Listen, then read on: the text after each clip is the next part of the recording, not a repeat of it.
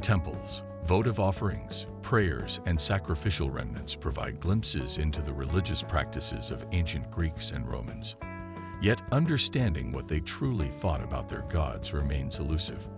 This video delves into the intricate relationships between Greek and Roman deities, highlighting their similarities, differences, and the evolution of their worship practices. Greco-Roman polytheism, a pantheon of diversity. Both the Greeks and Romans embraced polytheism, venerating hundreds of deities. Classical polytheism originated from a patchwork of local traditions, resulting in significant diversity in the number and nature of gods. The Roman orator Cicero famously complained about the lack of uniformity, pointing out the existence of multiple versions of Zeus, sun gods, and Aphrodites. The Pantheon was continually expanding as new gods were adopted over time. For instance, Emperor Severus, Alexander's private chapel, included statues of figures like Jesus, Orpheus, and Abraham. The satirist Lucian humorously imagined Zeus struggling to maintain order on Mount Olympus, where the overcrowding of gods led to issues like dwindling nectar supplies and annoyance caused by the barking of Anubis. The Olympian gods, pinnacle of the divine realm. At the apex of this divine hierarchy stood the Olympians, the 12 principal gods led by Zeus and Hera.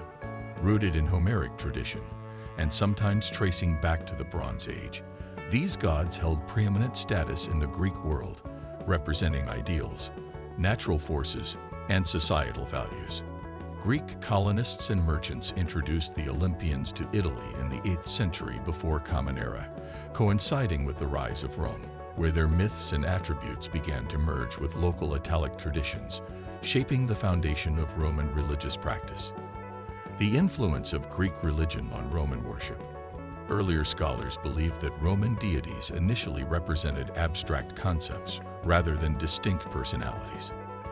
For example, Venus was thought to personify beauty before being enriched by the myths and character of the Greek goddess Aphrodite. However, recent research reveals that Greek influence permeated Roman religion from its inception. By the time Rome's history became well documented, Roman gods were heavily assimilated with their Greek counterparts. For instance, Zeus was equated with Jupiter, Hera with Juno, and Athena with Minerva. The Romans embraced this alignment, and the Greeks generally accepted that the Romans worshipped their gods under different names. Universal and local gods. In both Greek and Roman thought, major deities were often viewed as possessing universal power. However, these universal gods coexisted with numerous lesser deities associated with specific places or activities. The Romans exhibited greater enthusiasm than the Greeks for adopting these minor gods. While they occasionally showed disregard for foreign sanctuaries, such as a Roman soldier's plundering of an Armenian temple, as recounted by Pliny, they actively incorporated foreign deities into their religious practices. Roman generals, for instance, could summon the gods of their enemies during campaigns through a ritual known as evocatio, or calling forth. This practice aimed to align these gods with the Roman cause. In times of crisis, the Senate often invited powerful foreign gods to Rome. During a plague, Asclepius, the Greek god of healing, was brought to the city. Similarly, Cybele, a goddess from Anatolia, accompanied by her eunuch priests, was introduced during the war with Hannibal. An early Christian author aptly observed, "Every people worships its own gods, but the Romans worshiped the gods of all." Deification of abstract concepts. The Greeks personified abstract concepts like Nike, victory, and Tyche, fortune, but the Romans elevated such abstractions to a central role in their religion.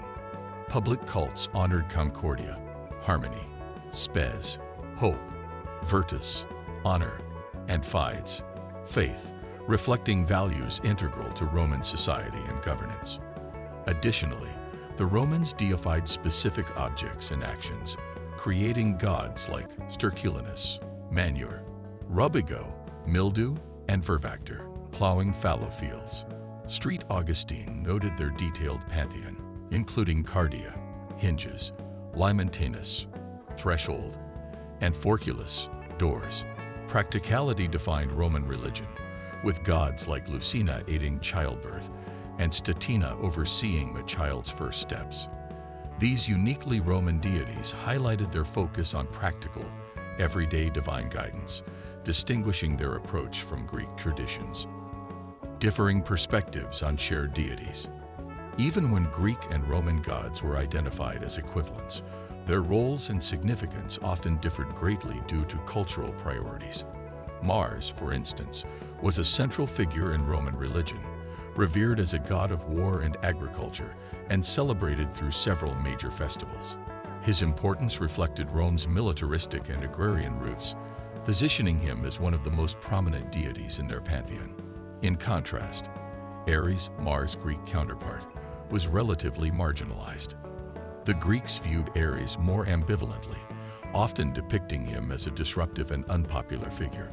In fact, it required the direct influence of Emperor Augustus to establish a temple dedicated to Ares in the Athenian Agora, a testament to how differently the Greeks regarded the god of war.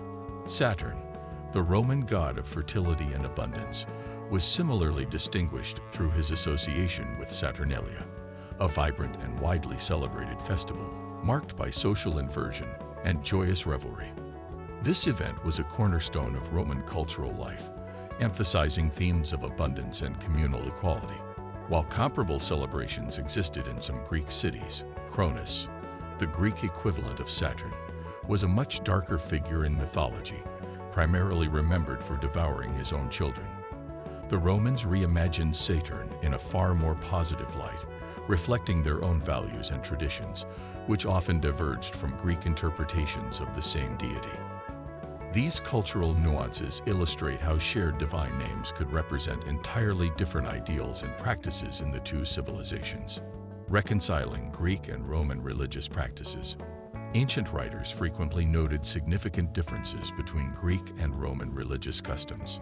Plutarch, a prominent Greek historian, composed a detailed treatise aimed at explaining Roman religious practices to his Greek readers, shedding light on the unique aspects of Roman rituals and beliefs. Similarly, Dionysius of Halicarnassus suggested that Romulus, the legendary founder of Rome, adopted the Greek gods but deliberately discarded their accompanying myths, perhaps to establish a distinct Roman identity. Despite such observations, no ancient writer made a thorough attempt to reconcile the two systems comprehensively. This omission can be attributed to the perception that these inconsistencies held little importance. Intellectuals of the Roman imperial era viewed the gods as exalted and benevolent beings, detached from the morally ambiguous and often capricious behavior depicted in mythological stories. Instead, they believed that minor divinities or demons were responsible for the everyday interventions experienced by mortals, leaving the Olympian gods as figures of distant reverence. The role of ritual and tradition in worship. For most Greeks and Romans, religion was deeply rooted in tradition and daily life rather than abstract theological debates. The essence of their faith lay in the performance of rituals and observances, which were thought to protect and preserve the well-being of their communities, families, and livelihoods. Worship took tangible forms, such as offerings made at local shrines, the invocation of midwives' charms during childbirth, and the singing of hymns during festive occasions. These practices were not merely symbolic, but were believed to create a tangible connection to the divine. They shaped the identity of the gods for the common people, making divinity accessible and integrated into the rhythm of everyday life. Religion was practical, centered on the immediate needs and concerns of the worshippers, rather than abstract speculation about the nature of the gods. Thank you for exploring the fascinating world of Greek and Roman gods with me. If you enjoyed this journey through history and mythology, hit that like button and subscribe for more captivating stories from the ancient world. Don't miss out. Join the adventure and let's unravel history together.